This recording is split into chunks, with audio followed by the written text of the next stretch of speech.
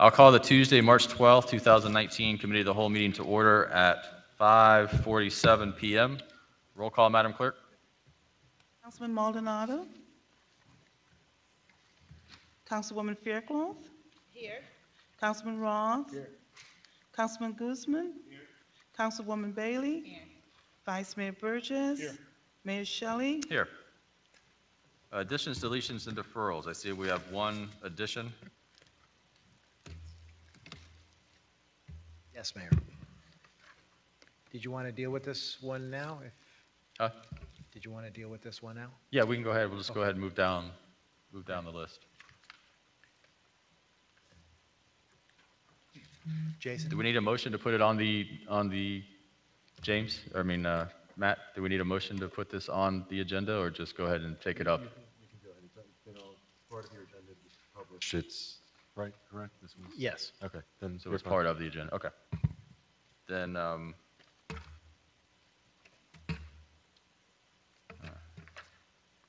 because they don't have it on my script here. So what's the title? This one here is, we're just looking for some direction because the request came at the last minute, and since they're going to need some time to plan, we wanted to just kind of get a sense if you were okay with this item. It'll require us to keep the building open a little extra on a Friday, but since she's the new Congresswoman and she made this request, we thought we'd bring it to you and see if you're okay with doing it. This is for the Congressional Art Contest. And it's an exhibit that they like to hold May 3rd at 6 p.m., and it's about an hour and a half. Okay. Do we have, are they doing a presentation of any type? No, they basically just called us and asked us, and so we tried to. Jason, do you have any additional information?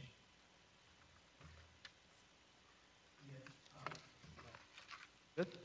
Mayor and Council, Natalia Venegas, the local deputy director, called and just made the request, and we still have yet to work out the details for actually holding the exhibit, like where the art would be shown. I imagine it would be in the lobby, but it was just a casual request that was made. This is an annual event that many of the members participate in, but it was just a casual request. What's the date? When is this supposed to take place? So May 3rd at 6 p.m. is when the exhibit would occur in City Hall.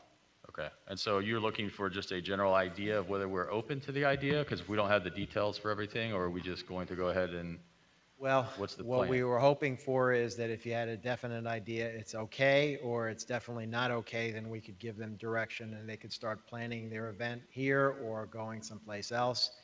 We suspect that if you need more information, it's going to be tight for them because they have to plan and they have to start advertising the location.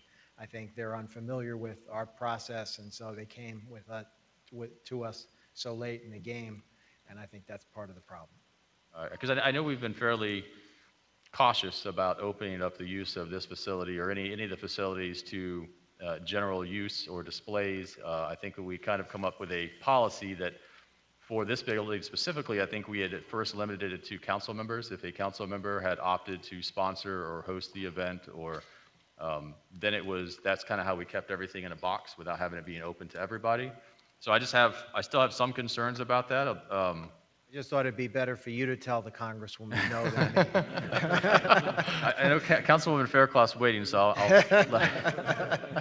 I'll turn it over to her really quick. So let me ask, none of her staffers, none of their schedules permitted them to be here tonight? They just made a phone call with a casual request? Yes, that's correct, Councilwoman.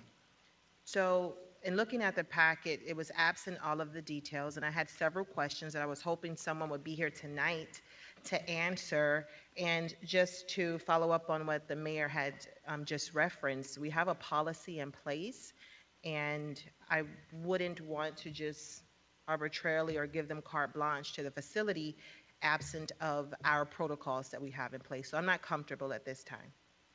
Thank you, Councilwoman. And I think maybe the best thing to do at this point, because it was just brought to us, is to maybe encourage her staff to reach out to. I think we have a lot of people up here who are favorable to the arts and likely would be willing to work with her. But I think we need a little more information about what kind of staff time that might take up. Like if you're talking about having the building open longer than normal, and some of those things, I think, get some of our questions answered, and then we always have the ability to bring it forth at the next council meeting, which is next week, with those details, and maybe have some additional discussion if none of my colleagues sponsor it. Does that sound like something my colleagues would like to do, or any other course of action you would recommend? So, okay, Sure. okay. Perfect, thank you. Yeah. Councilman Burgess, Vice Mayor Burgess. No, I think we need to make sure that this is not some kind of a campaign event, political event and stuff like that too. That if they are to come here, that, we got to make sure that it's not that type of an event. So, Okay. thank you. And just clarification, is it a one-day event, or are we talking this is going to be on display for a week or a month, or? I got the impression it was 1.5 hours for them to just judge the art and leave. Okay, so it's a one-time event for a brief period of time, or? It's a selection of young artists that display their art, and it gives the opportunity for the member to come and view the art and judge the art and make the selection that's then displayed in the U.S. Capitol in the Cannon House building. Okay, so, all right. All right. I mean, because I thought they were actually going to select the art and then have some of that art displayed here on site for a period of time, and that's why it seemed more issue-oriented. But I still think we stick with what we all talked about, which is let's get more information, and then we can probably resolve this at the next council meeting, and everything should be fine. Yep. Thank you. And if it's any consolation, our staff is new and they're kind of settling in, and, I think they're not familiar with our process, so. And we can make the to come and address you at the council meeting. Okay, perfect. Trying to encourage a little peace, that's all. All right, thank you. All right, next item is, we're going to skip tab 1. The mayor is running a little bit late and stuck in traffic. So we'll go to tab 2, which is approval of the March 12th Committee of the Whole minutes. Moved and seconded. All in favor, say aye. Any opposed? Ayes carry. Next is tab 2, or tab 3.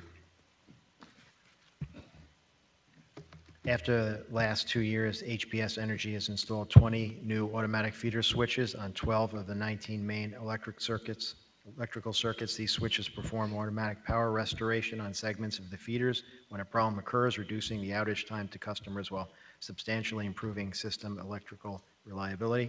As more of these switches are added to our system, the protection and restoration configurations and setting for these switches become more complex and require an extensive engineering analysis in order for all the switches to work properly. HPS Energy is requesting to use PowerServe Technologies, Inc. to perform the complex analysis required for obtaining the optimum protection and restoration settings for each of the 20 new automatic feeder switches. Staff recommends Mayor and Council approve the attached resolution authorizing the city manager to enter into an agreement with PowerServe Technologies, Inc. to perform an automatic feeders restoration protection coordination study for a total of $48,500.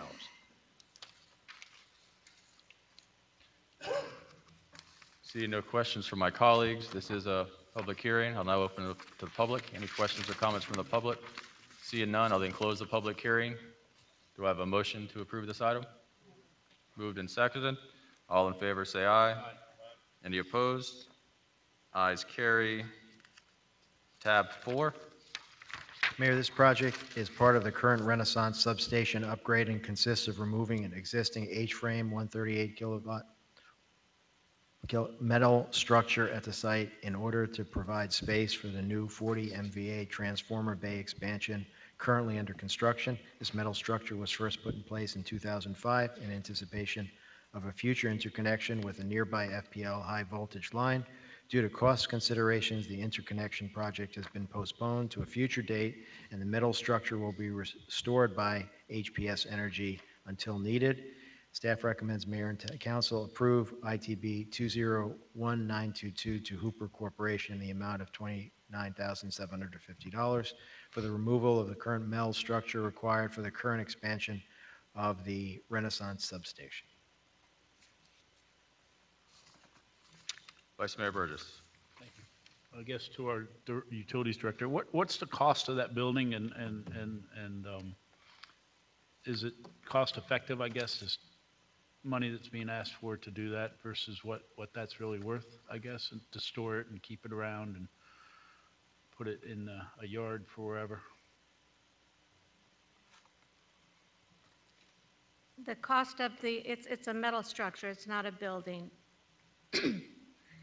And we are having another metal structure built. And I'm gonna have to look into the price of that because I don't have it, Well, no, my thought was, are we spending money just to save something that we're never gonna, that may or may not be used and, for years and years? And is it worth the saving of it, or should we just scrap it and look out? I mean, I don't No, know, it's- that's why I it's- was wondering what the cost of the okay, thank you. structure is. Thank you for the clarification. The metal structure itself, again, off the top of my head, is probably $100,000 or $200,000 worth of structure, and we will be using it in the future. So it's preferable just to store it there at the site, but remove it from its current location because it's in the way of the expansion. And so we'd keep it there on site, but set it off to the side. And then when we decide to go ahead and do that second interconnection with FPL, it will already be there and, excuse me, and the way it's constructed, it fits perfectly with the configuration to do that additional interconnection. So it's worth it to remove it and to store it, I guess is what you're asking. Thank you. Thank you, Mayor. Thank you, Vice Mayor. Seeing no additional comments or questions from my colleagues, this is a public hearing. I'll open it to the public. Any questions or comments from the public? Seeing none, I'll close the public hearing. Do I have a motion to approve? Moved. Do I have a second? Moved and seconded. Roll call matter, or all in favor, say aye. Aye. Any opposed? Ayes carry. Tab 5. Staff recommends mayor and council approve the attached resolution authorizing the city manager to purchase an unmarked police vehicle and emergency lighting equipment for the Homestead Police Department from Allen J. Fleet Sales and Dana Safety Supply, Inc. for $37,590.30. This purchase is in accordance with the Florida Sheriff's Association Contract FSA 18 VEL 26.0 and the City of Miami Contract number 516-38821. Because of the confidential nature of these operations, the department does not publicly disclose detail of vehicles and requests permission to proceed with the purchase. See no questions or comments from my colleagues. This is a public hearing, open for the public. See no public comment. I'll close the public hearing. Do I have a motion to approve? Moved and seconded. All in favor, say aye. Aye. Any opposed? Ayes carry. Tab 6. Staff recommends mayor and council approve the attached resolution authorizing the city manager to purchase body armor for the Homestead Police Department from Chief Supply Corporation for $36,897.50. Protective ballistic vests and equipment have a service life of 5 years, and each vest has its expiration date listed on them. After 5 years, the armor tends to degrade, reducing its capability of protecting the wearer from injury due to gunfire or other attacks. See no questions from my colleagues. This is a public hearing, open to the public. Any questions or comments from the public? Seeing none, I'll close the public hearing. Do I have a motion to approve? Moved and seconded. All in favor, say aye. Aye. Any opposed? Ayes carry. Type 7.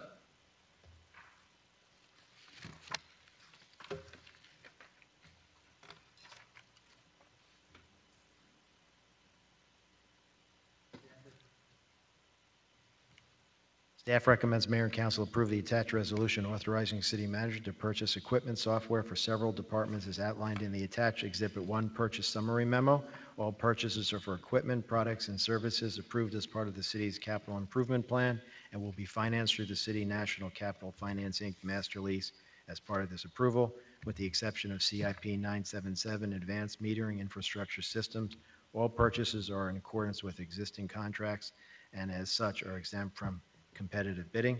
Awards of contract to the listed vendor is made part of the approval, except for the purchase of AMI system, which has already been approved via resolution R20190322.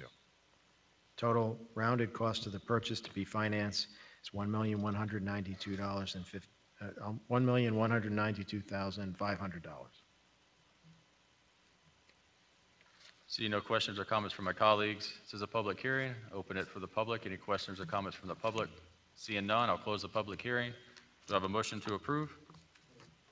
Moved and seconded. All in favor, say aye. Any opposed? Ayes carry. I believe we're still waiting for the mayor. Do we know how much longer he may be? Okay, we'll go ahead and take, let's take a brief recess, and we'll give him some time to get here, and then we can reconvene. He's parking, so let's give it 5-10 minutes, and then we'll reconvene.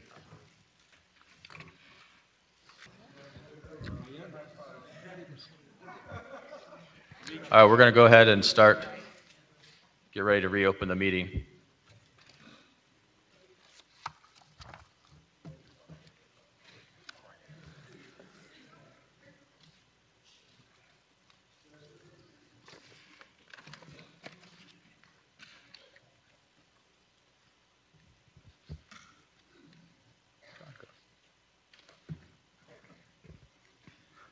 All right, we'll go ahead and call the meeting back to order at 6:05, and we'll go back up to tab number 1, which is a presentation by County Mayor Jimenez.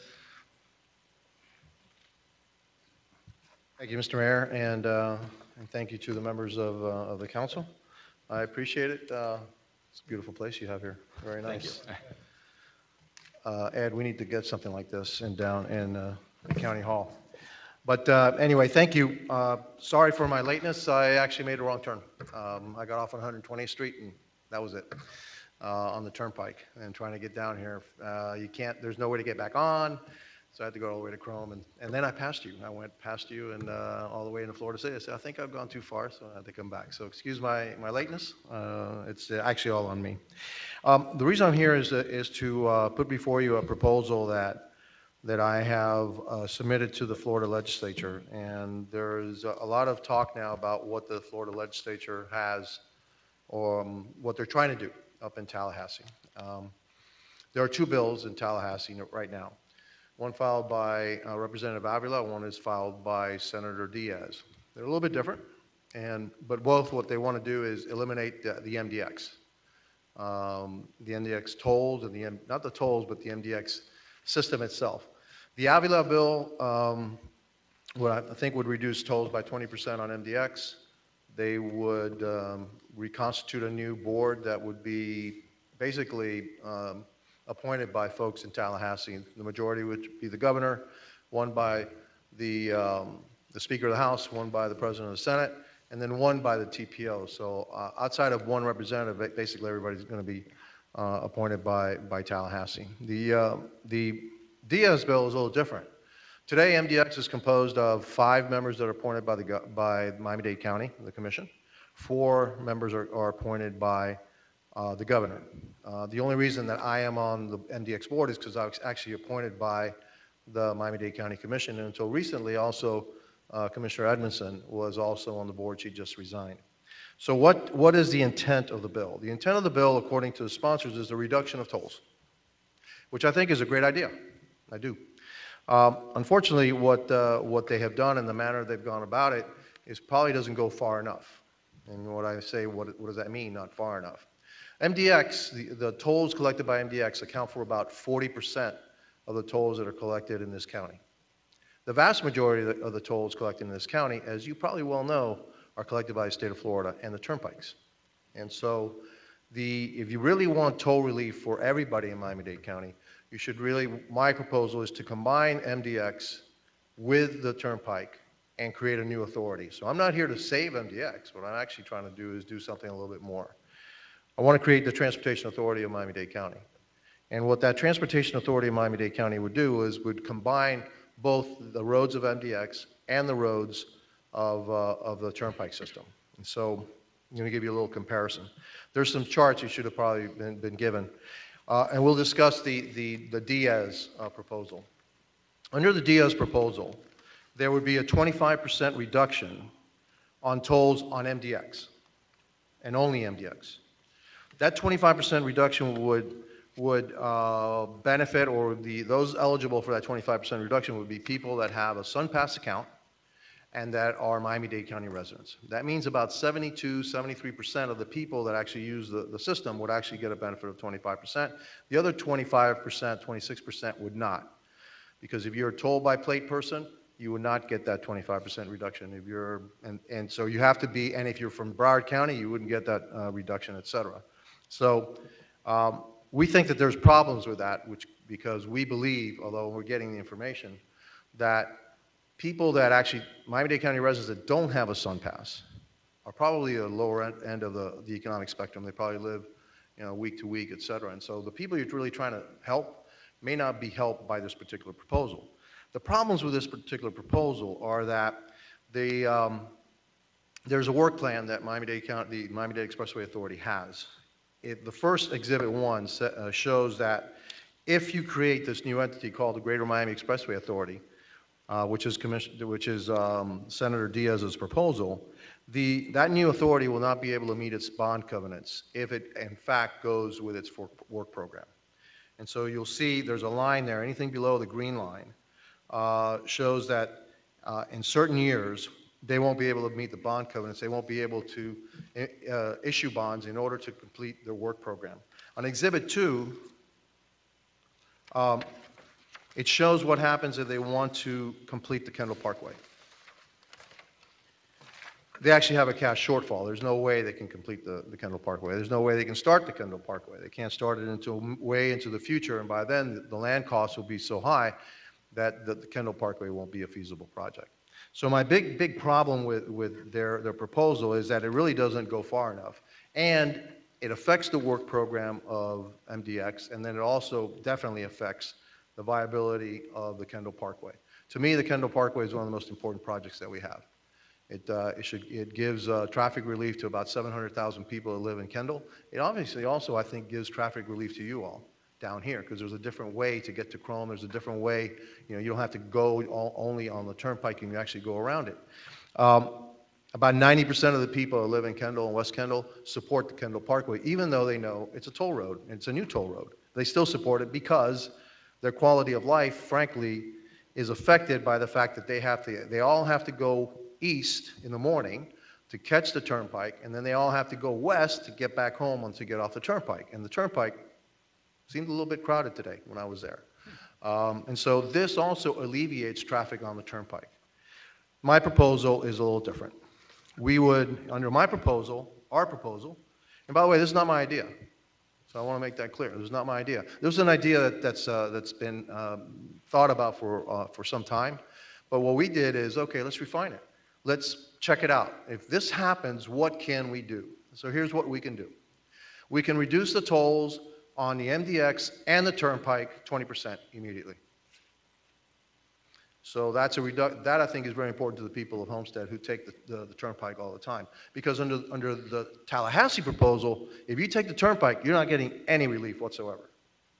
Second, most people don't know this, but the state of Florida requires state highways, state freeways, and also the turnpike to increase tolls every year by the cost of living. Did you know that? Probably not, because it's pretty smart. What they do, they just turn up the heat a little bit at a time. All right. And so the old adage about how do you boil a frog is you do it a little bit at a time. Well, we're the frogs. Okay. And so since its inception back in 2009, the turnpike has actually increased its tolls by 40%. And they will continue to increase their tolls. And so under our proposal, the CPI, what they call the CPI, which is the cost of living adjustment that is mandated by the state every year, would be eliminated. Now, the state mandates that it must be implemented at least no later than 5 years. So they can do it in 5-year increments, but they have to take into consideration all the cost of living for the past 5 years. So under our proposal, that would be eliminated. The 20% reduction in the tolls would amount to about $4 billion savings to the residents of Miami-Dade County. However, the cost of living adjustment, or the elimination of the cost of living adjustment, would actually save $4.5 billion over the next 33 years, for a total of about $8.5 billion, at least. But we can also do better. Because right now, there's construction on the turnpike. That construction isn't meant for people that just pay the toll. That construction is actually for people to pay a toll inside a toll, which is express lanes. So they're going to charge you the toll to get on, and they're going to charge you another toll to get on the express lane. MDX doesn't have express lanes. And under our proposal, there wouldn't be any express lanes. So you wouldn't have that charge. So you would save additional money. But that's not calculated in the $8.5 billion. The other thing that we can do also is that we can reduce the fare that truckers pay. Right now, MDX only charges for 3 axles. The state charges up to 8 axles. So if you have an 18-wheeler that comes from, say, the Hard Rock Stadium all the way down to Florida City to the end of the turnpike, that 18-wheeler has to pay $16 today. Under MDX, it would only pay 8. Under our system, we would only charge for 3 axles max. It would pay 8. The state charges up to 8 axles. So even those that have, the double rigs, et cetera, they pay a heck of a lot more than just the $16 because the state really hits them hard for these axles. We would cap it at 3. We would also be able to spin off about $1.85 billion for public transit. So here's the deal.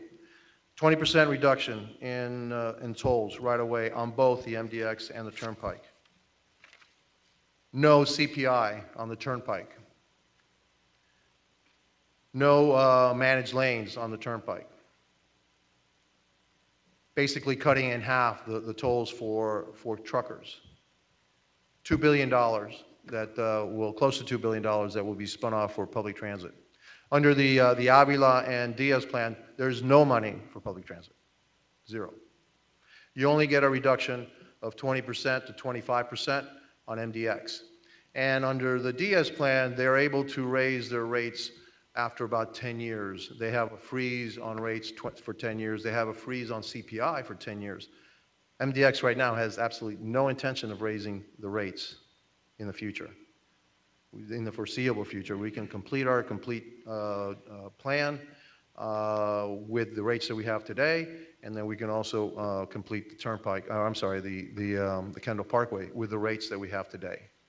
Under the Diaz plan, for 10 years, I think the savings is about $450 to $475 million for those 10 years to the people that are riding on the MDX. So the difference is close to $9 billion versus $500 million. And also that it would touch a heck of a lot more people than their proposal. On governance, one of the complaints that I heard about MDX was that there were no elected officials. Nobody's accountable. They're all appointed. Matter of fact, I'm appointed. I just happen to be elected. And so one of the reasons that I got on MDX is because there were no elected officials, and there were the people that were accountable. Myself and Commissioner Edmondson got on the board because of that reason. She recently resigned in light of what's going on in Tallahassee. The proposals from Avila and Diaz forbid elected officials from serving on the board, which is basically counter to exactly what the problem was to begin with. You had people that were not accountable, that were setting the rates, which caused the problem. And now they want to replicate that by putting people that are appointed, not accountable, to go ahead and head this new body. Under our proposal, my proposal, is we would mimic very closely what happens in Central Florida. There's a Central Florida Expressway Authority. They have 10 members, 7 of which are elected. 3 are appointed by the governor. They're not elected. I would propose that we have the 10 elected. Now, under my proposal, and by the way, this is just a proposal, I just think we just need to mimic that structure. It would be the mayor of Miami-Dade County and say, oh, of course, he put himself on. Yeah, but I'm only going to be mayor for about 1.5 years. All right? This is not really self-serving for me, because it'll be up to the next mayor to carry through. The mayors of the 5 largest cities that abut the system, Homestead, you would have, Homestead mayor would be there, Doral, Miami, Hialeah, and Miami Gardens would be the other members. And then there would be 4 appointments by the governor. 2 members have to represent an area south of Southwest 8th Street and either abut or west of the Turnpike. And so we would have more representation from this area in the south, in the southwest, and then 2 other members, again, that have to be elected. I believe that they should all be elected because everybody needs to be accountable. The elected officials need to be accountable. That's basically what I am proposing. We've sent letters to both Representative Avila and Senator Diaz. We've sent letters to the Speaker of the House, the President of the Senate, and right now we're not getting any response. So I'm going around. Today I got a resolution from the Board of County Commissioners supporting this plan, moving it forward. Regardless of what happens at Tallahassee this year, I will continue to push this plan because this is the right thing to do. This is real toll relief for our residents, not only now, but in the future, averting toll increases in the future. This allows us to have money for the SMART plan and other transportation initiatives that we have in this county. This allows for elected officials to be on a body to make the determination of how we run this new system, and keeps local control. And finally, 100% of the money that's generated here stays here. And I said finally, but I didn't mean it because I actually have a couple more things, all right? People say, well, how can this work? The reason it works is because the Turnpike is a cash cow. The Turnpike is a cash cow. The Turnpike, the heft, is 11% of the lane miles of the entire Turnpike. And now you say, wait a minute, I mean, it's just Miami-Dade County, how can it be 11%? It's because of the lane miles. We have a lot more lanes on the Turnpike here than we do, say, in the middle part of the state when you get a 4-lane road, right? Here we have an 8-lane, 10 lanes, et cetera. But while we're only 11%, well, we are 11% of the lane miles, we're 17% of the income, which means that the state of Florida is generating 50% more income off every lane that we have here than the average of the rest of the state. That's where the real money is. The state of Florida, the Turnpike right now has $850 million of free cash. It's not allocated to anything. There's no projects that it's dedicated to. It's debt service ratio, and you guys know what that is, right? When you issue bonds, et cetera. All right. You probably issue bonds maybe at 1.5, 1.6, something like that, right? The debt service ratio of the Turnpike Authority is 3.7. It's pretty nice, all right? We think it's going to grow to 4. Even if the Turnpike gives us the system, it falls to 3.5. So there's plenty of capacity. Of the $850 million that they have in free cash, we feel about 150 belongs to us. But under our proposal, they'll keep that as basically our payment for the system. Now, I mentioned the Central Florida Expressway Authority. The Central Florida Expressway Authority is right now in negotiations with the state and the Turnpike in order to acquire some of their assets, some of their roads in Central Florida. However, the Turnpike Authority wants to charge $5 billion for it, and they want 70 years of income in order to pay for Central Florida to pay for that road, which is outrageous because the people of Florida have already paid for that road. And the Central Florida Expressway Authority wants to have more efficiency, et cetera, using that roads and have it as part of a network like I'm trying to do here. So it makes sense. The law was passed last year. That allowed for an agency to take over a state road. It was actually voted on and voted affirmatively by then Representative Diaz and Representative Avila. That's the vehicle that the Central Florida Expressway Authority is using right now to try to acquire those assets. I think we ought to combine our efforts and fight the state in trying to make them pay for something that the people of Central Florida have already paid for. Just like I'm sure if this ever goes through, that they're going to try to make us pay for stuff that we've already paid for. Probably what, 2 to 3 times over, Ed? How many? At least 2 times over we've paid for this road. So, yes, is it a difficult road? Yep, it's going to be difficult. But I'm not giving up on this. We need to put pressure on our representatives. I believe we need to put pressure on our representatives. We need to put pressure on our state senators to, for once, work for Miami-Dade County. Work for the interests of the people that they represent. not for the interests of the people of, I guess, the rest of the state. Yeah, they're state reps, I understand. We're not doing anything here that will interfere with the road. We are willing to put covenants that say the road will be maintained to at least the level of the rest of the system, that we are willing to expand the system if it's called for, because in order to have a seamless ride from, I guess, Ocala all the way down to Florida City, so that the people that get on that turnpike will know no difference once they reach Miami-Dade County. Matter of fact, MDX, what I represent now, our standards are higher than the state's. So if you look at MDX roads, they're in pretty good shape. And, obviously we have that construction on the 836, but once that's done, you're going to see that it's a very, very, nice road. I mean, the Don Shula and all, they're better maintained than the state. The state maintains I-95. Maybe you guys don't go to I-95 all the time, okay, but the state maintains that. The state also maintains the 826. The state also maintains, or actually the Turnpike Authority maintains the Turnpike. We would maintain it's actually MDX standards, higher standard. So the new Transportation Authority of Miami-Dade would actually have a higher standard than, and by the way, that's calculated inside the maintenance of these roads, maintained to a higher level of maintenance, not the state level of maintenance. So for all those reasons, I think it's a good idea. I would hope that you would join me, join us, join the Miami-Dade County Commission in endorsing this plan, and knowing that, yeah, it's going to have an uphill fight, but to give all the residents here down in Homestead a 20% reduction in their tolls, and more importantly, avoid the toll hikes that are coming in the future, I think it sends a clear signal. So thank you, Mr. Mayor. I'm willing to take any questions. Perfect. Yeah, thank you very much for coming down here and making that presentation. A lot of my colleagues and I were up in Tallahassee last week for Day Days, and we had a chance to speak to some of the representatives and the senators up there regarding this issue. And so what I wanted to make sure of is that we're able to hear all sides, because I think there's good points to be made in both places, and some combination of all of them will be the ultimate outcome if we're all lucky.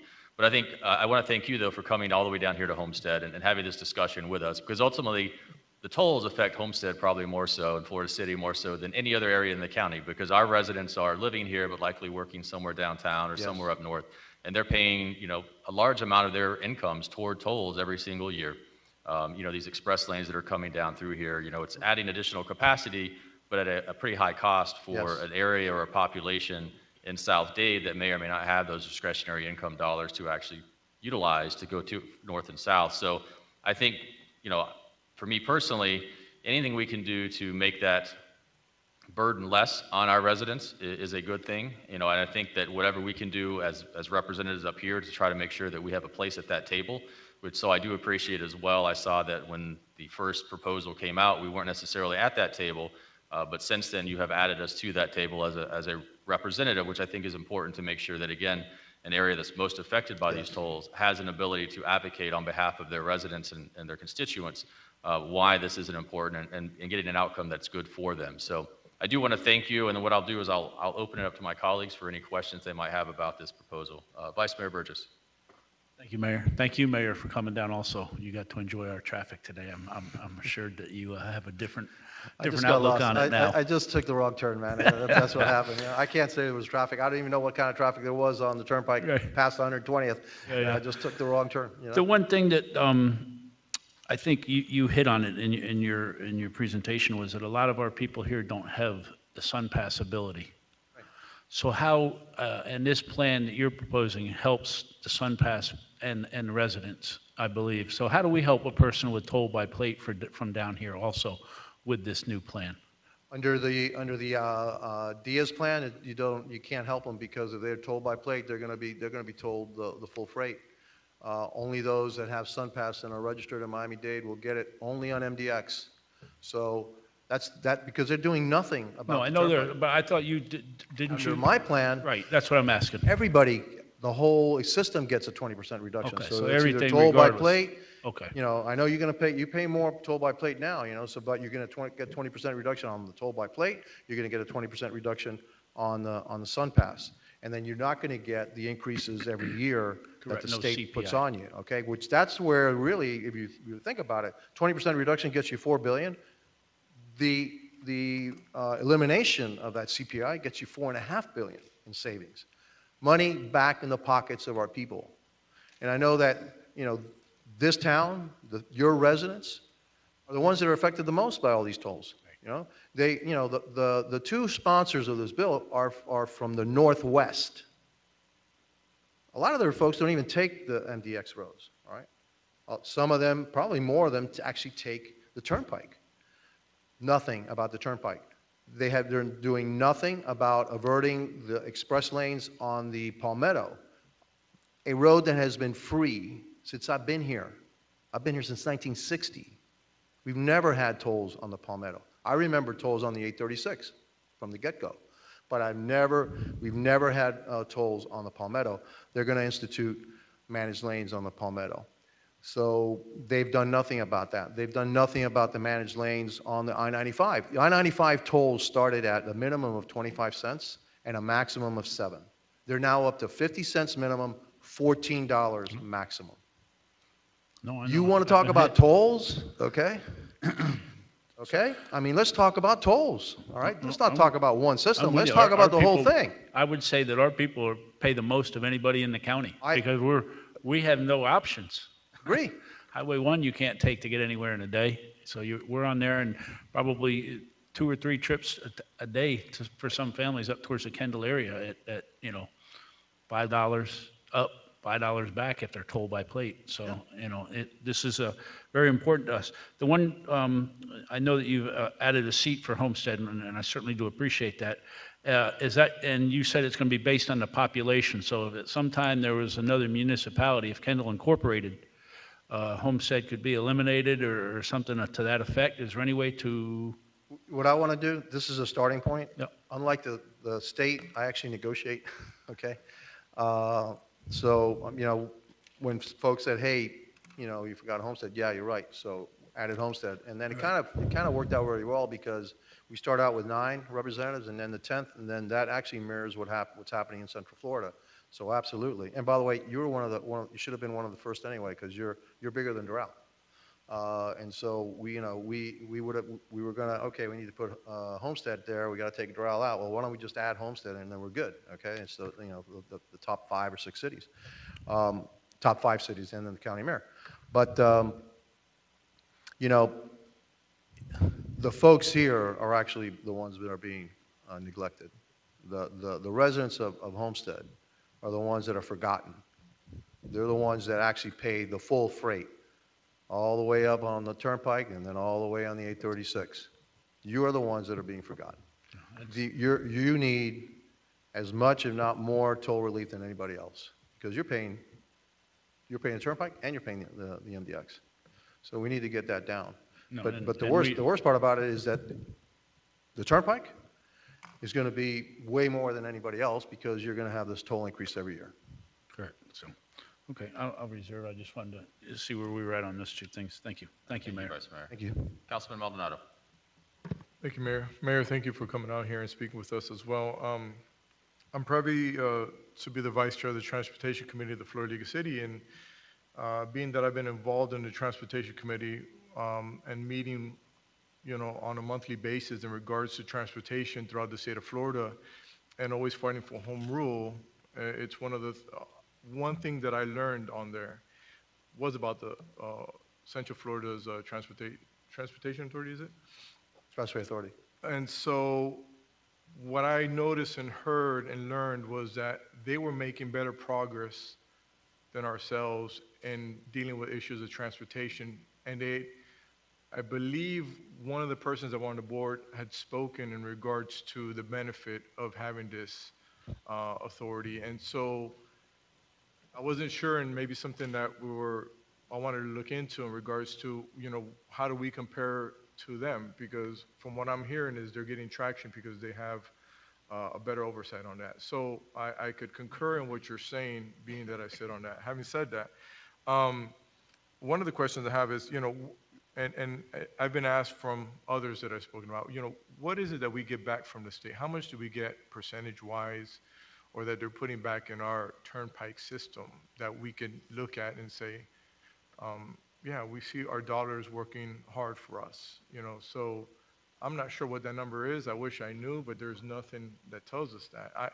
Now is when we're seeing some type of road work on our turnpike system, and then everyone is thinking that we're getting an expansion lane, right? So we're not going to expand that 2 or 3 lane highway, and lo and behold, it's a expressway. And so, can you talk a little bit more about that? Well, whatever work they're doing right now, you're going to pay for it. And then on top of it, to use You're it, we're gonna- going you're to gonna pay for it. Whatever work they're doing right now, you're going to pay for it.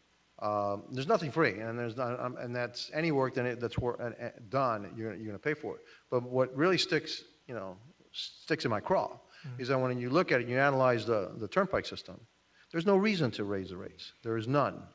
The rates they have right now will support a system.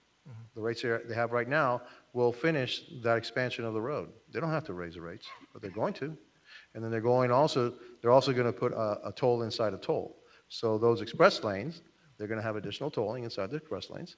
So you're not going to get the additional capacity, all right? I don't know if they're taking away any capacity. I think they're keeping the same capacity you have today. Right. But if you want a little bit better ride, you're going to have to pony up and give some more. We don't have that on MDX. Our plan doesn't call for that. It just says you have additional capacity, you have additional capacity for everybody paying the same toll rate that everybody else is paying. Like I said, the only reason that this works, because you say, wait a minute, if you take 25% from MDX and then you can't do the work plan and you can absolutely not do the Parkway, it's because you combine the systems. Now when it's a combined system, now that's how much money is being generated by that turnpike. That you can give a 20% reduction on both systems, and then you can complete the work program, and then you can do the Kendall Parkway, and then you can spin off basically $2 billion for transit. So yeah, they make a lot of money, and like I said, 50% more, they're making 50% more per lane mile here in Miami-Dade than they are And how average in much the does rest of that the state. stay here in the county? Well, the theory is that 90% is supposed to stay in the Tri-County area. Right. Okay? That's the theory. But the theory was that 100% of all the money that you got in the lotto was supposed to stay with education. And it does. But what they did is then they take other sources of funding that used to fund education and they start sliding that off. All right? And so your net is going to be zero. And so what happens is they have ways to say yes, 100%, but they slide other monies off, and then yeah, they comply with the law, but really they really have taken more and more money. And in our discussion with representatives while we were up in Tallahassee, it pretty much sounded like it was a done deal. Like they were basically said, they had their chance. Pretty much whatever you're proposing, it seems ridiculous, and so they were heading, straight for these bills. And from my understanding, they're on the third reading, and it's somewhat sounds like a done deal. So where do we go from here according to that? Or Well, they where said are it we was on that? ridiculous. They said it was ridiculous to you, but they've never even come back to me. And you know what? They can't say it's ridiculous because we have the numbers. They never said, oh, by the way, if they really could poke holes in our numbers, they would already poked holes in our numbers. They haven't. They start calling names and you're this, you're that, da da da da da. That's what's happening up there. And there's a Twitter war going on. I don't do Twitter, all right? So I don't respond to Twitter. So look, let's sit down. If my numbers are wrong, prove them to me. But I'll tell you what, if your numbers are wrong, I'll prove them to you. Right. All right. So that's the problem. We're not having that discussion. I gave them the proposal. They looked at it, and then they went their own way. Before they even wrote their law, I asked for meetings because I knew something was coming. I said, okay, why don't we meet and see how we can fix this and how we can make it better, et cetera, et cetera. They wouldn't meet. They had their own agenda, and believe me, there's an agenda. So what I am thankful for is that they said, and I took them at their word, that they wanted toll relief for Miami-Dade County. I said, okay, you want toll relief? Let's find a way to give real toll relief to a much broader group of people, much longer time, and a much bigger amount. And so this has been vetted by our chief financial officer from the county, Ed Marquez, very well-respected professional. And who's our professional? Randy Topol, all right? Also, another nationally recognized expert on these issues. So they've been working at this for a couple of weeks, all right? And as we vet the information more and more and more, their plan looks worse and our plan looks better. So this wasn't something that I took out of the air, all right? These numbers are real, and thank you. These numbers are real, and I'm not sure about their numbers, and I'll tell you why. Last week when I was testifying before the Senate, Senator Diaz said, here, I've asked for all this information, and I haven't gotten that information. Now, mind you, he gave us that piece of paper half an hour before, okay? But it leads to another question. It says, our experts say you actually need that information before you craft a bill. So if you didn't have that information, like you said you didn't, how did you craft the bill?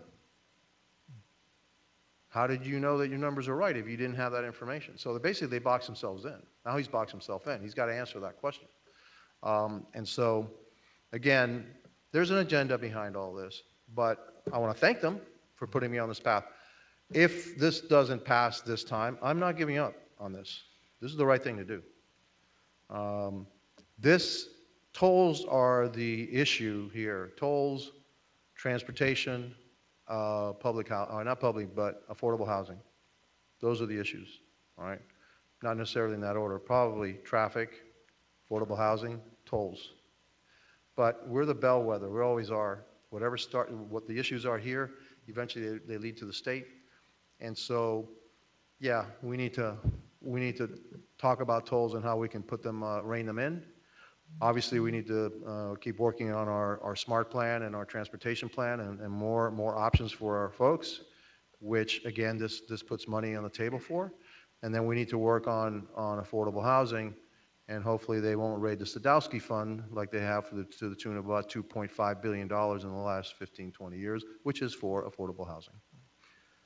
I'll have one last question, and it's regarding, what methodology, what reason are they requiring us to pay for the purchase? If we wanted to do like the Central Parkway Authority, what's the methodology that they're saying for them to buy those roads that you've already said they've already paid for? Where are they getting that from? How are they justifying that? I remember we did something similar to within one of our communities and buying a clubhouse just back for the community, and there was a methodology that put, this makes X dollars back, and so there's a value. It's not just a house, and so, I've heard nothing about that, but, you bring it, you've mentioned it, and so I'm just kind of wondering Methodology about about why we shouldn't be paying for Correct. a road that we already paid for twice? Right. I mean, Why are they? that in itself is pretty Right, I know, logical. but what's their methodology is, I guess, Yeah, the question. well, their methodology is that you need to pay for 70 years' worth of income. That's what they're telling the Central Florida Expressway Authority. That's why they say $5 billion, thank you. All right? But the people of Central Florida have already paid for that road, roads that they're trying to pick. Right. And same constituents, we're all Floridians, so why are you making us pay more? Again, it doesn't make sense. Yeah, and I would just leave with whatever information that I'm sure you're working hard. I could say we saw in Tallahassee that you're working hard, and we know that you're working hard down here to get us that to work on this. And I would just ask whatever information, as soon as you have it, details on this whole plan, the better you roll it out to us, the better we can give it to our constituents. We will send you all the information. I hope that you have both the letter that I sent as the mayor, the letter that I sent as MDX chair, and all the background information, all the numbers, okay, and how they work out. And again, they've been vetted by more than two very, very knowledgeable professionals on how bonding works and how you can do the work program. And so we obviously worked with MDX about our work program at MDX, and is it viable under 25% reduction? We don't think so. Is the Parkway viable under 25% reduction? Absolutely not. Unless the state kicks in $1 billion. Is it $1 billion? Yes. $1 billion. Okay, kick it in. We'll take it. Thank you, Councilman. Councilwoman Faircloth. Yes. Thank you, Mayor. Welcome to Homestead. There's a lot that we really can be talking about in the city of Homestead: tolls, traffic, transit. as well as what's very near and dear to our hearts, my heart's a public library system. So we can go all night when it comes to that. And I wouldn't be myself if I wasn't transparent with you. And it comes from a very respectful place. In the South, we've been suffering for a long time before this, and you've acknowledged that. So I was very taken aback by the fact that, to me, it appears as if we were an afterthought when it comes to the composition of the board. We weren't originally there. We were added. So what was the rationale for that? That's my first question. An odd number, you know, and didn't want the board to be that high, and then I wanted a very objective criteria. The problem was when we put the objective criteria, actually you would have been on the board. But because I thought one city had more people than you, was Doral. You actually had more people in Doral. So actually, even under that objective criteria, we would have replaced Doral with Homestead. But adding another person actually puts us in line with what's happening in Central Florida. So I apologize for the afterthought. It was just my way of trying to make objective criteria so that it can't be played with. Because once you play with it and you have other politicians deciding who goes on, it's the people decide. The people should decide who goes on this board, right? And so how do you do an objective criteria on that? And so, okay, if it's not, if it's the four largest and the six, well, that's really doesn't, you know, fourth largest and then the sixth, it doesn't make sense, right? So I said, okay, well, the 5 largest cities that abut the system, and those were the 5. You actually are the 5th, not Doral. Well, I'm happy that we now have a seat at the table. You do. Okay, my next question By the way, is... your commissioner down here called me. Oh, well, that's good Yes. to hear. So Commissioner Moss is the one that called and said, hey, think about this. And I said, hey, you know, you're right. And so, you know, we made the change. Oh, well, that's good to hear that we're getting that support. My next question is, you mentioned twice that this is the right thing to do. And you said that you've thought about this for some time. It just didn't come up. My question is, if this is the right thing to do, if you felt that, why is it being done now? Why is it done after the leadership in Tallahassee is deciding they want to get rid of this board? Now this is a wonderful plan in place to provide relief to commuters in the Deep South who's been impacted by this the most. So why now? Because it actually lit a fire, all right? And without a doubt, you know, it's, okay, is there a better way to do this? Yeah, we didn't think about it before. Actually, had been thought about before. I think then Commissioner Zapata and some other folks had thought about it before. And so as after I met with the delegation in Tallahassee and they said, we want toll relief, I said, well, okay, let's see if we can get toll relief. I have no problem with that. Or can we, you know, expand it to more than just this MDX? And so, yeah, I'm sorry that I didn't think about it before, but I did think about it now. And it's better late than never. An idea starts somewhere, you know, and how come I didn't think of that before? Well, I'm sorry, I didn't. But we actually now took the time to look at the numbers. And because if this doesn't work, then I would have said, yeah, okay, this doesn't work. You know, we need to have toll relief. So that's one of the things, you know, that I told my financial advisors. Okay, look at the entire system. What is the income? You know, what can we do to get toll relief and then also avoid the cost of living? Can the turnpike, because the turnpike is the cash cow, can that carry the entire system so that we can do everything and have a toll relief? And that's the way you do it. But I'm sorry I didn't think about it before, but this is a viable plan right now. My next question is, what is the transition time if your proposal prevails? The transition time that they have now proposed is like July 1st. If the bill passes as is today, July 1st, there's a transition. Either it goes to the Avila plan or it goes to the Diaz plan. This would take, you know, a little bit more time. You can set up the board, and then you would get into negotiations with the Turnpike Authority on how to, what the transition of the road would be, and then some kind of an MOU which says the condition of the road must be this, it must be, part of a system, et cetera, but it's under local control. Then, from then, you assume the debt of the MDX system, you assume the proportional debt of the turnpike. So it's 16% of the debt of the turnpike, actually 11% of the debt of the turnpike, because that's the 11% is the lane miles. Then you issue bonds under a new agency with the Transportation Authority of Miami-Dade. And then you're operating. You're probably operating as a Transportation Authority of Miami-Dade much earlier than you acquire everything. And the board is put together, and they hire an executive director, and then you move forward. My final question for now is, you're coming to us tonight for support. Sorry? You're coming to us tonight for support Yes, I am. of your plan, correct?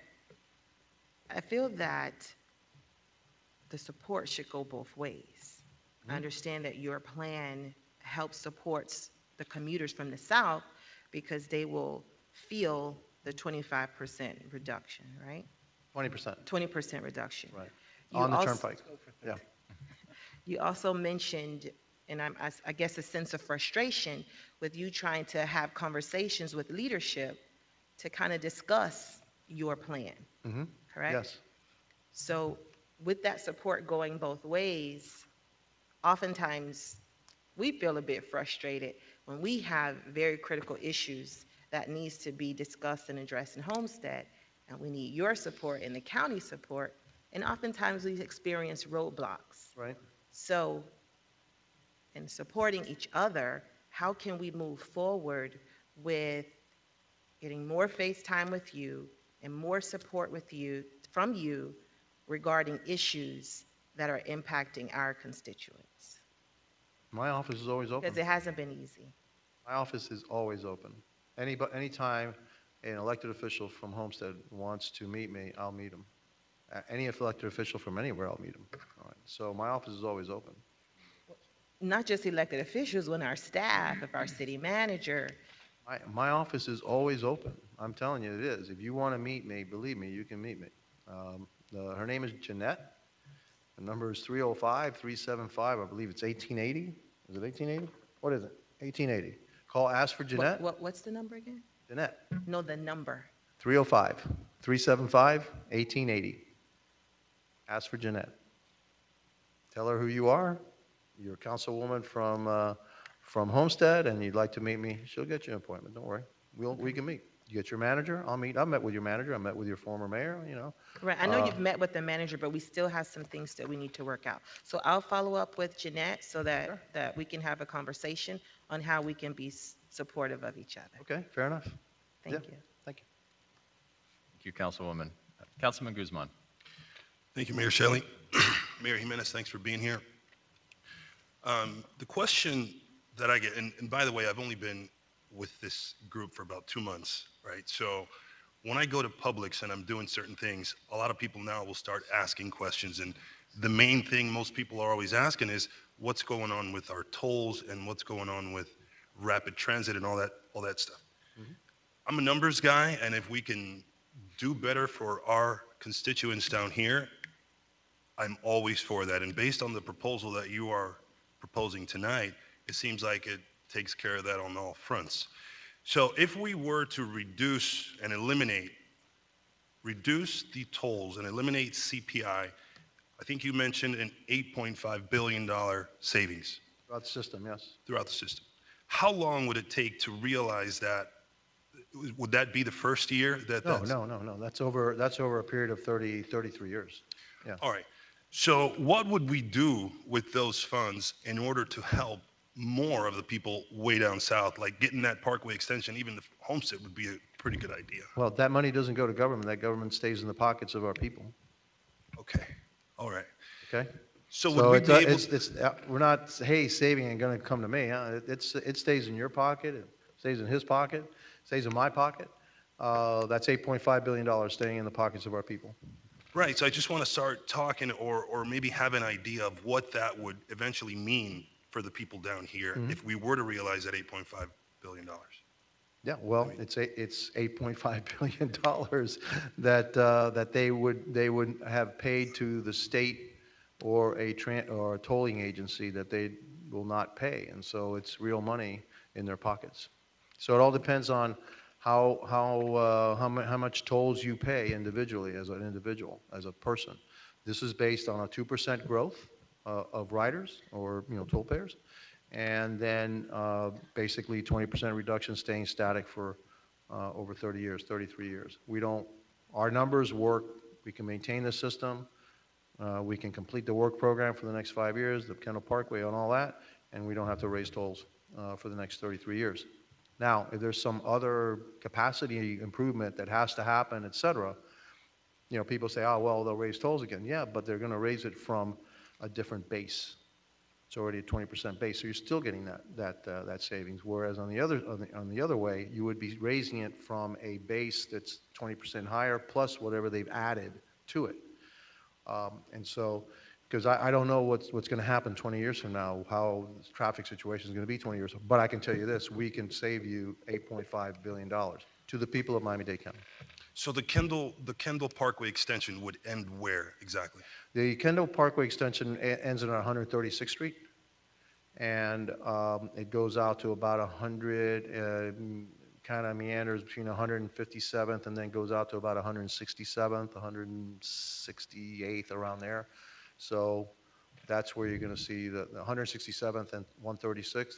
That's probably where it ends. And then in the future, you could probably add Kalupit, et cetera, for greater capacity. So the people who live west of Chrome, their only alternative would be to take Chrome to that Kendall Parkway and then take that up to Miami. Yeah, and then what that means that then they won't be going all the way west to catch the turnpike. And so that means everybody else that's west or east of the Kendall Parkway, they'll have that much fewer people trying to get to the turnpike in order to go north. What happens now every day, those folks, everybody that's in Kendall, anybody's like 167th, and they want to go downtown, they all go east to the turnpike and then up. Well, that means everybody 167, 157, 147, 137, 127, 117, they all go that way. Well, when you have the Kendall Parkway, half of them will go this way, half of them will go this way. That means those folks, Kendall, 104th, 136th Street, all of those will be a lot less congested because now you can split that off, and then you've got two different pathways to get to where you want to go.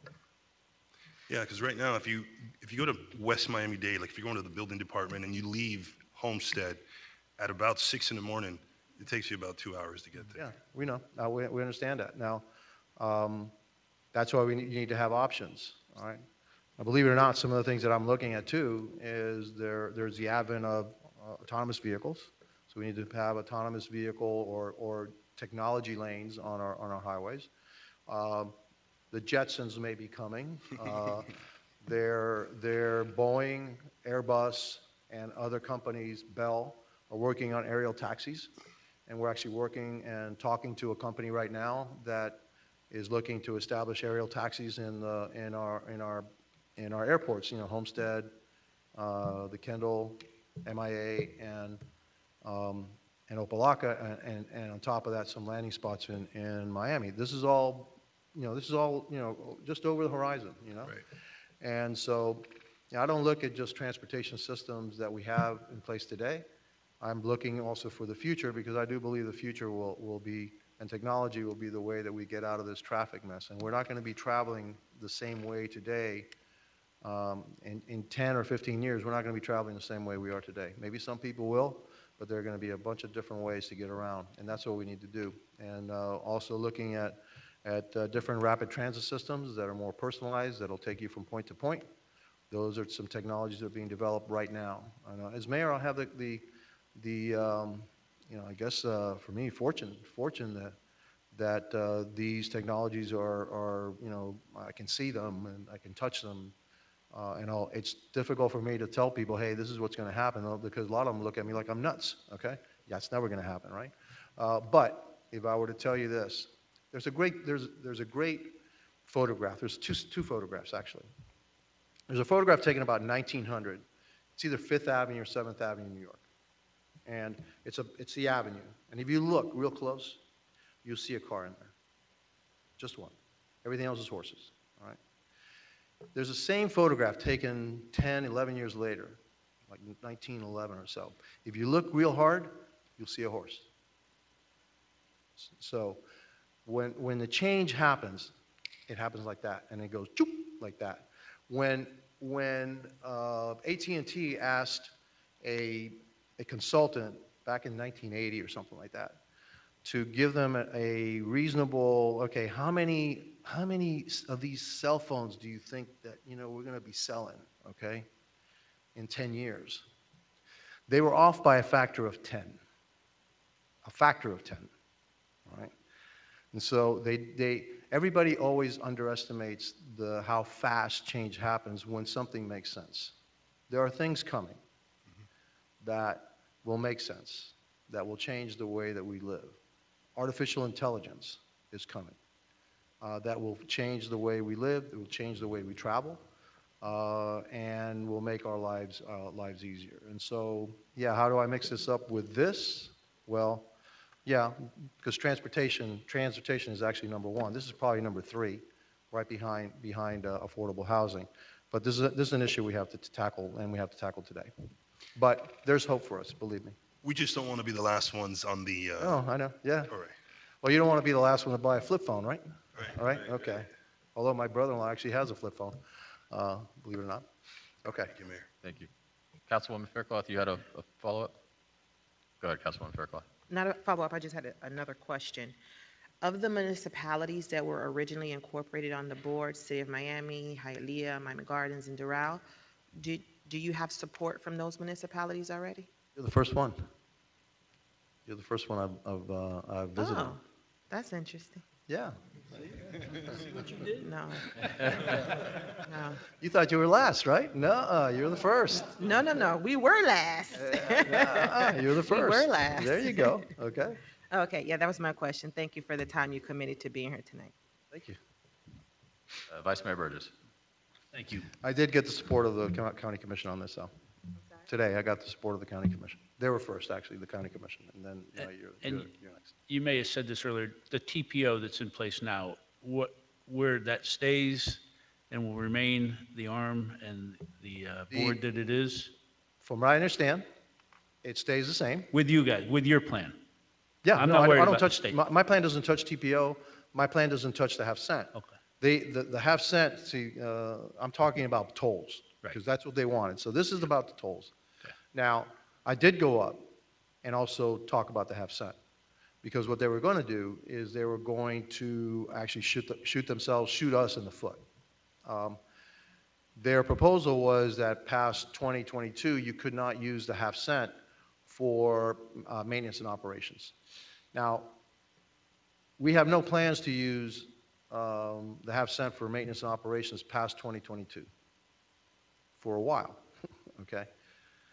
We're actually, reducing our dependence on that for maintenance and operations. This year, we will no longer be using any of that money for anything that was in a transportation project or a service that was in existence prior to the election, back in 2002.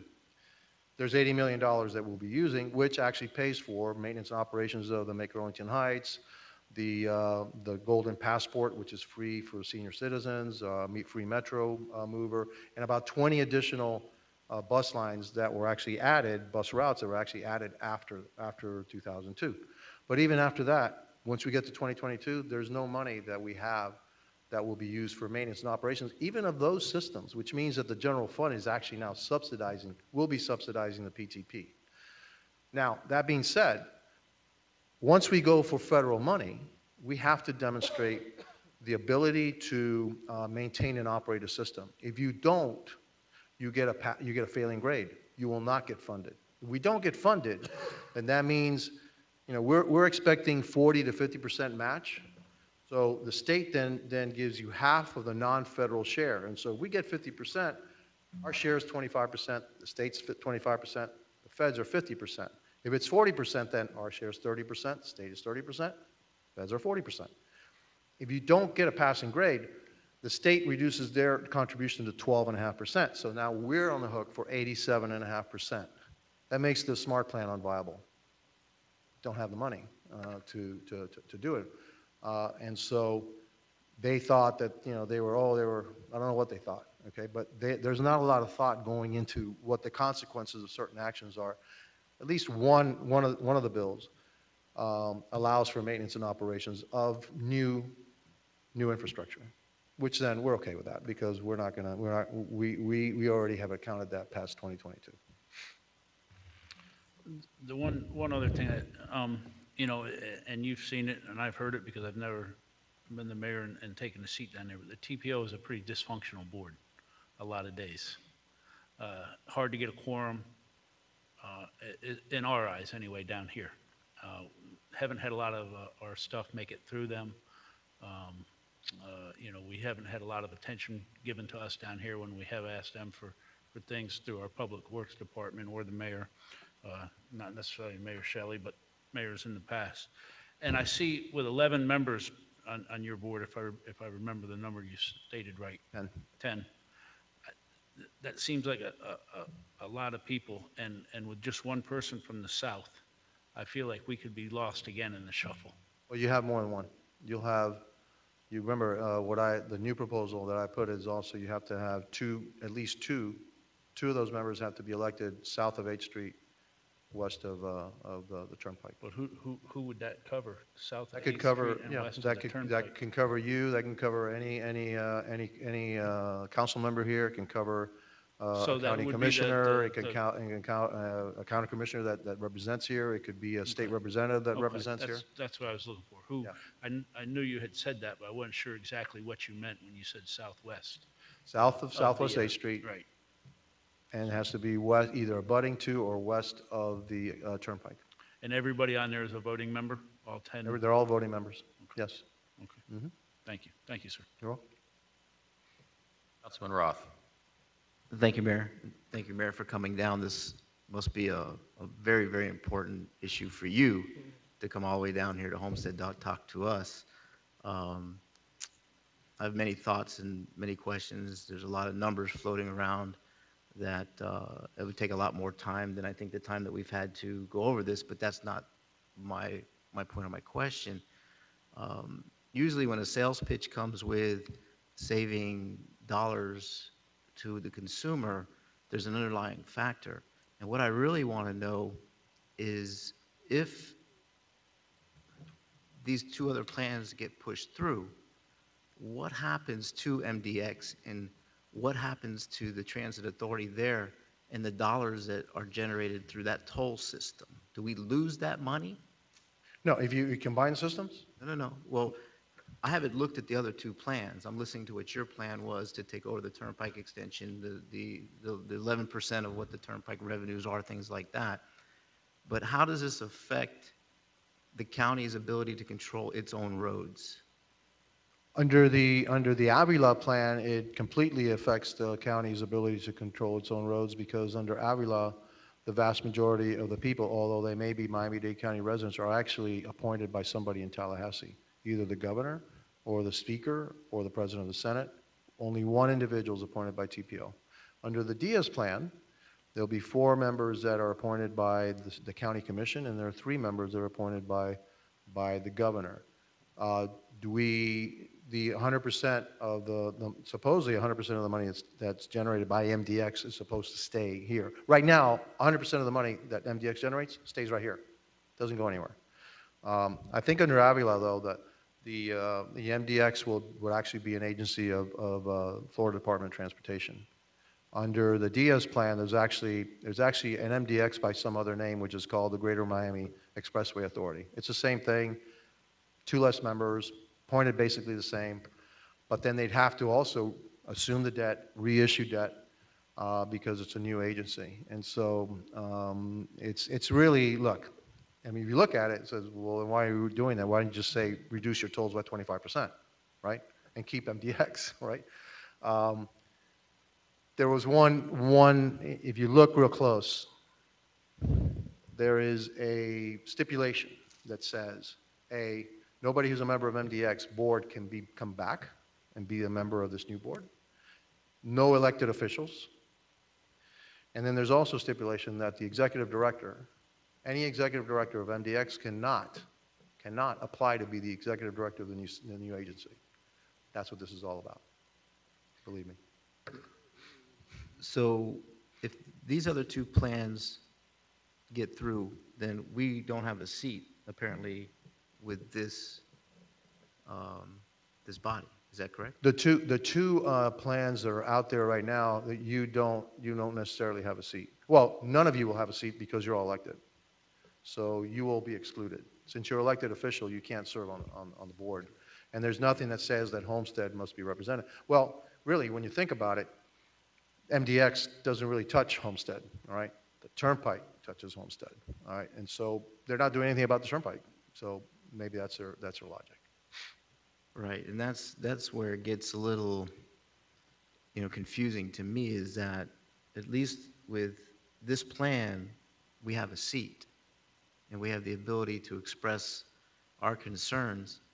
I kind of want to touch on what Councilwoman Faircloth had mentioned too, with some communication gaps between your office and our staff when it came to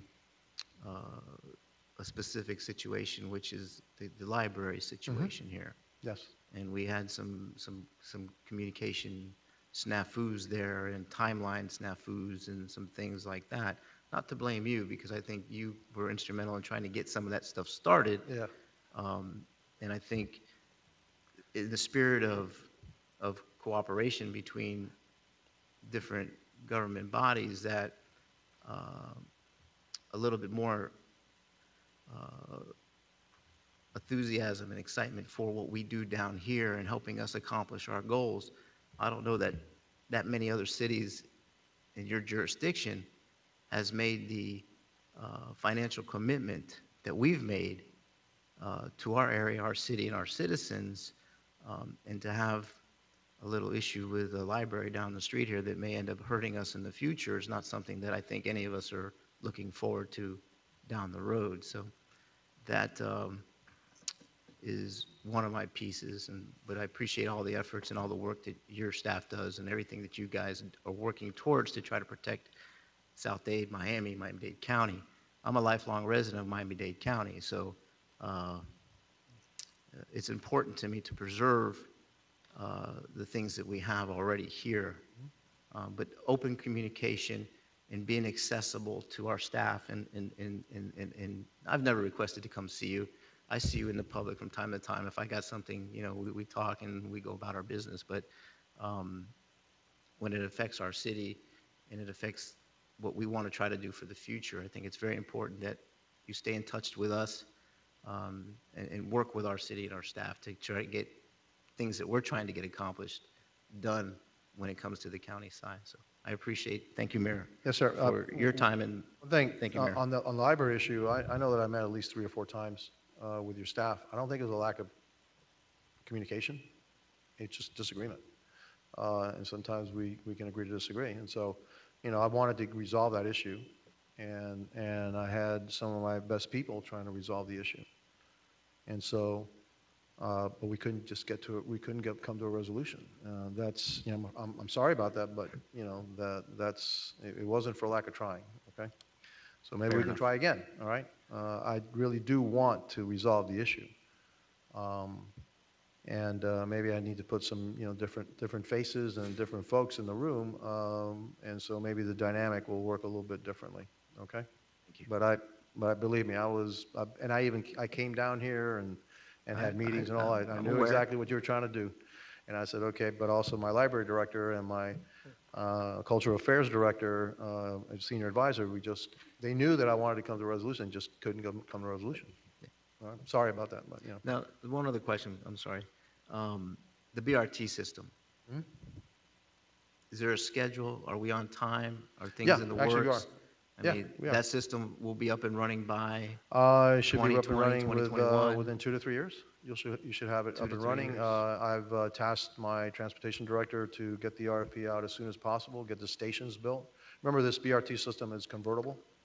so that in the future, you want something else, a different technology, upgrading, et cetera, you can do that. I also asked her to look around the world for the best-looking BRT vehicles that will look like a train, board like a train, pay like a train. It won't sound like a train, it'll actually be quieter.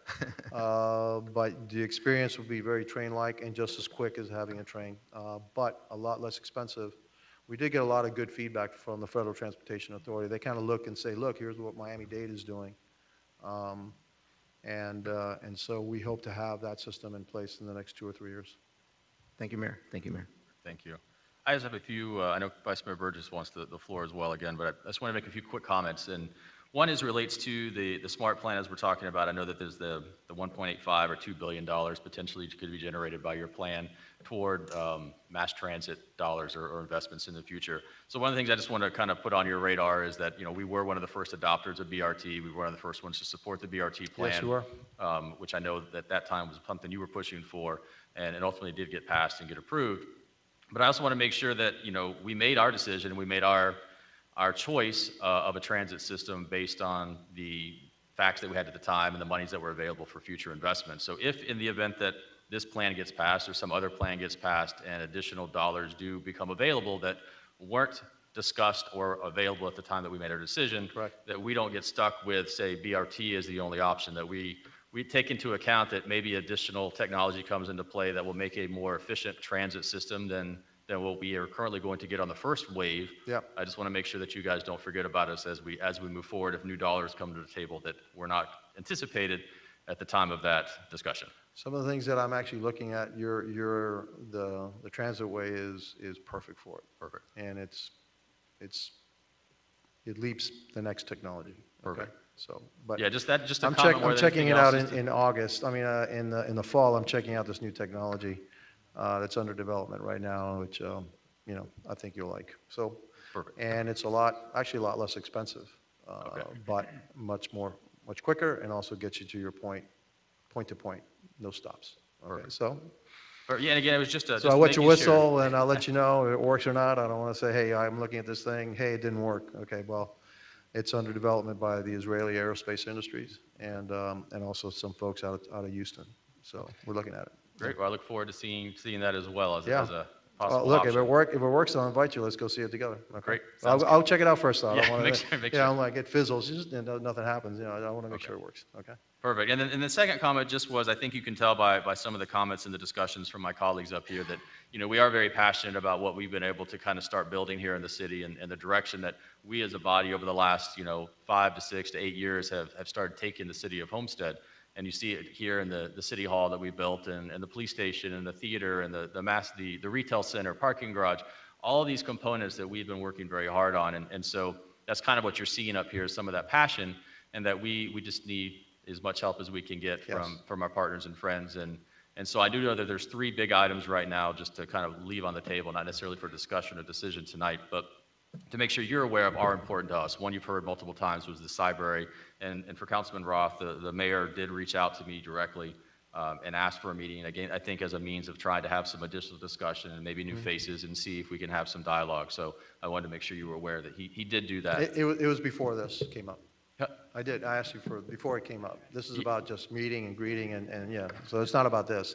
Yeah, So- no, I know, correct. Right. So what I really want to do is say, okay, if we discuss the library again. I'm happy to discuss the library again. All right. Maybe some different perspectives may lead us to a solution. I really do want to have a solution. Okay? Perfect. Okay. And then 2 other quick items are that, we are one of the first adopters for the BRT. And so part of that transit station that we're building that's over there on the corner, we have some uncertainty, and I know I've spoken with your staff a little bit about that as far as whether or not we'll be able to build a temporary stop, and more importantly, is the transit, the BRT, or the existing buses going to stop there before the BRT is officially built? Because again, we're going to have our transit center open come October, November of this year. We may still be a year or 2 out from BRT. In Yeah. the meantime, we would like to act like a transit station. Okay. And so for that, we would like to have the current bus system to at least utilize that. And I think we've offered to build a temporary stop there at the transit station to kind of accommodate that. And so Okay. we just would like some clarity, I think, from All right. staff on that issue. Okay, we'll work on, I'll work on it with Frank. He's my eyes and ears down here. And He does a so, great job. I know he does, yeah. We have an agreement coming up this week on that issue. We should have an agreement on the manager's desk this week.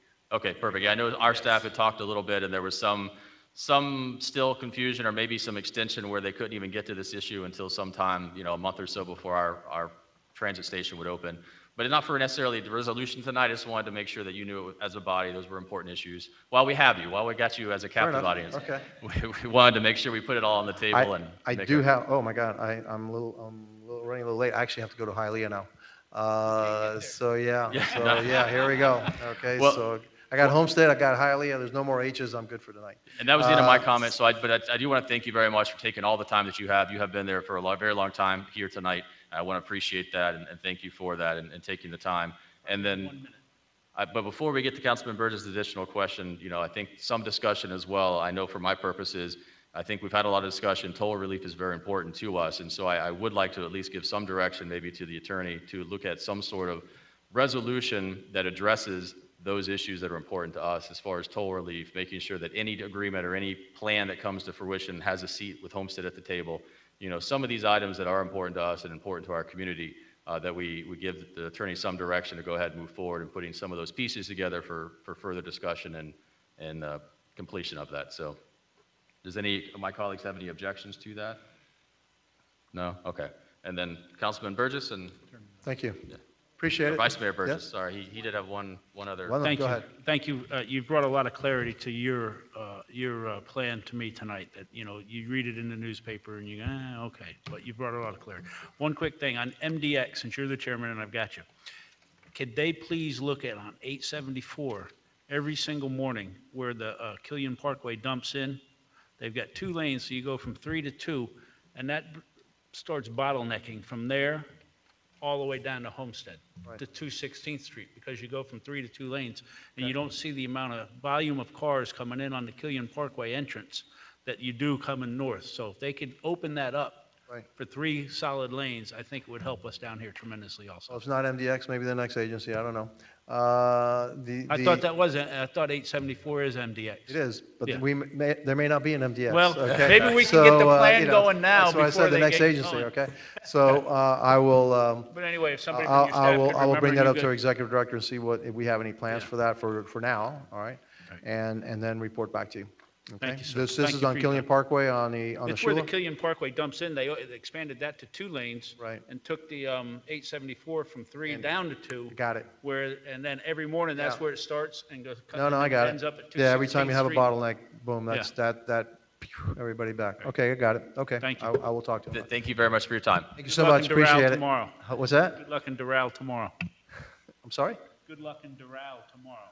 Thank you, I appreciate that. All right, I need luck in Hialeah tonight. Thank you very much. That is the last item. Anything else from my colleagues?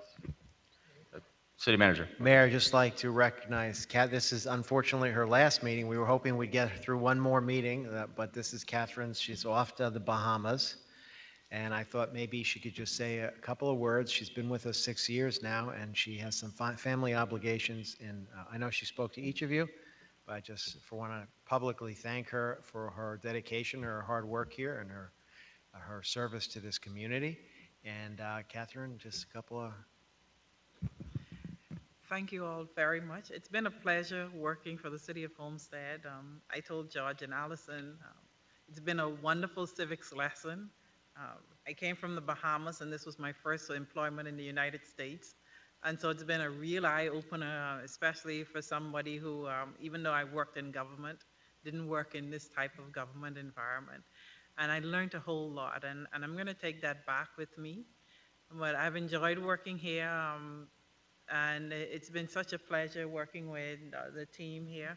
Everybody was so helpful, and I enjoyed my time here. But as George says, I had some family issues, and so because of that, we're moving back to the Bahamas. But we probably will be back in another, how many years, when my daughter gets to that high school age where she decides she wants to be in the United States.